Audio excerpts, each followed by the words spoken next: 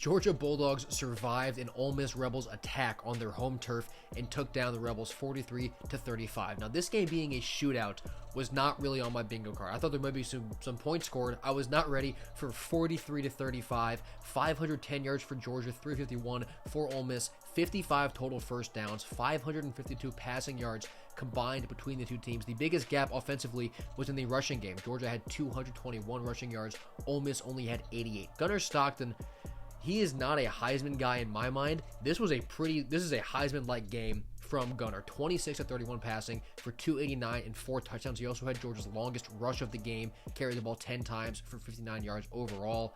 No sacks for Georgia's defense is still an issue to me. They have not been able to generate pressure like we have seen Georgia teams in the past do, and that's going to be a problem when you're on the road. It's going to be a problem when you make the playoff. That's something they need to get figured out to really put some more pressure on opposing offenses. Trinidad Chambliss, he was very explosive. I was worried about the moment and the atmosphere being bigger than what he had seen. Only 19 of 36 passing. He wasn't very consistent. That was an issue, but he still threw for 263, had a touchdown, ran the ball in twice. He played better than I thought he would, but I do think that completion rate, you were kind of seeing the moment get to him a little bit. The run game for Ole Miss wasn't really there, which obviously also did Trinidad absolutely no favors. These defenses on both sides, they have a lot to figure out, but that is not to take away any credit from what the offenses did.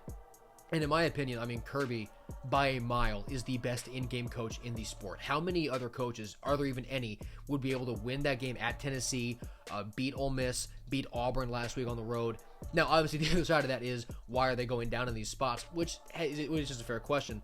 But, Kirby's ability to be an in-game coach and fire up his team and make adjustments to win all those games is incredibly impressive. And now Georgia gets to go into a bye before they take on a Florida team who will have an interim coach to be named later.